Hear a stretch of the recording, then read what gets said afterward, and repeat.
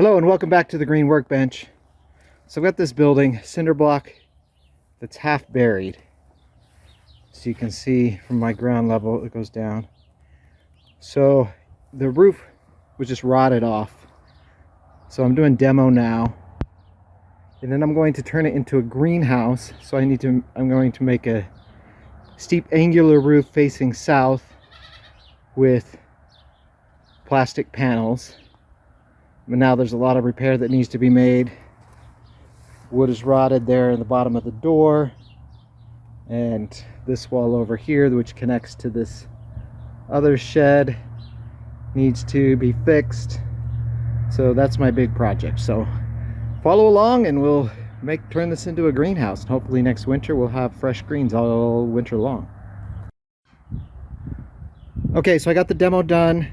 I had to take the entire door frame off because it was rotted, so I got some pressure treated, and then I had to add a couple of cinder blocks. They don't make cinder block this same size anymore, so I used what I had on hand. It's a little skinnier, but you know, it is what it is. I just needed these side walls to be even all the way across, and these spaces I'll either fill or use as ventilation. So I'm ready to start putting the plates on it for the wood and for the doorway. Okay, I've got all of the caps on, so I'm going to start building the back wall. It's going to go up another 5 feet on that side because that's the north side, and then it will tilt down to the south.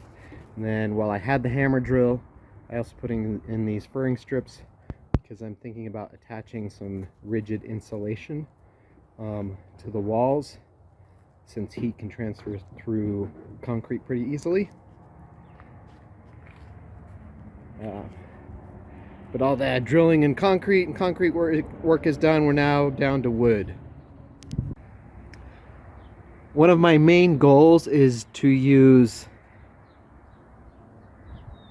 old materials, to reuse materials. So a lot of these boards used to be concrete forms.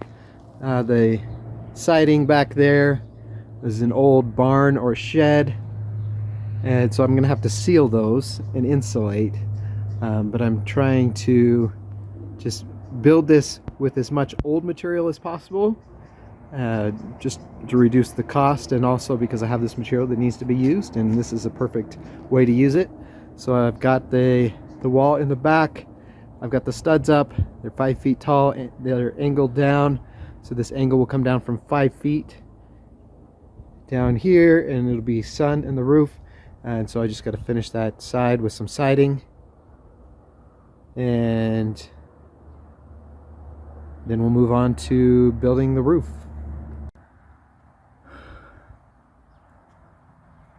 Okay, so our roof is almost done.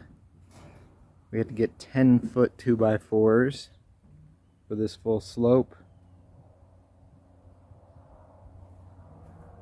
Brace them with these straps here, and you can see at the top created an angled piece all the way across the top. So our greenhouse plastic should be able to stretch over this nicely. Do need some more supporting structure here, but the main structure is done. But before we put the roof on, we'll start working on the actual planter boxes inside. Okay, we made quite a bit of progress since I videoed last. Filled in this side with boards. And then on the back, because I have those planks, I had this leftover cement board from my shower. Just put those on, creates a little added insulation, and also covers the gaps, and then filled in the gaps with foam.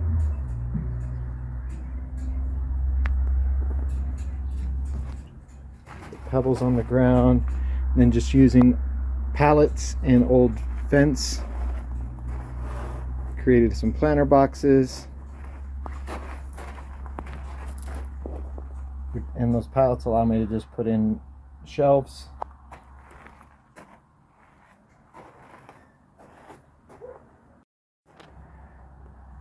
I also fixed the old door. It was rotted out at the bottom, so I put new boards on and painted over that. Mounted the door, so I need to put the header on here. This water collection barrel. So I'm getting pretty close to being able to put on the plastic and start using it as a greenhouse.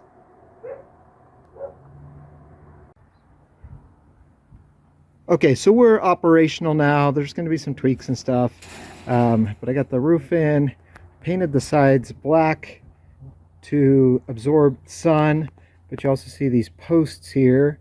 I've ordered a chip drop, so I'm planning when that shows up to just to surround this with chicken wire and to fill the outside all the way up to the roof with chips for more insulation and compost. It's not pretty, but I didn't need it to be pretty. Protect the staircase so that snowpack and the compost and everything is not falling in on the stairs, which is a problem in the past. Connected a gutter, and that gutter comes around down into a water collection barrel. And let's go inside and see what it looks like in there. It is very warm inside. Okay, so collection right now, it is what it is. It works. So that's water collection. These two garbage cans are full of water for insulation. I've got buckets of water. These black bags are compost to add some heat there. We brought the peppers in for the winter. And then we have our planter boxes. I did the first planting today. So we'll get some vegetables during the winter. We're surrounded by insulation on the inside. And then in the spring, all of these shelves will be full of starts. And I've got the heater. See, right now it's 80 degrees in here and it's in the 50s outside. So working pretty well. Got lights for the winter when it's dark. And the heater is automatic, so it connects to Wi-Fi and will turn on when it gets below a certain temperature and then turn off when it reaches a certain temperature. So there we have it. The inside of the greenhouse. Over there, that's a mirror that collects the afternoon sun and reflects it down just because the sun will be so low in the sky. And black walls again to absorb sunlight.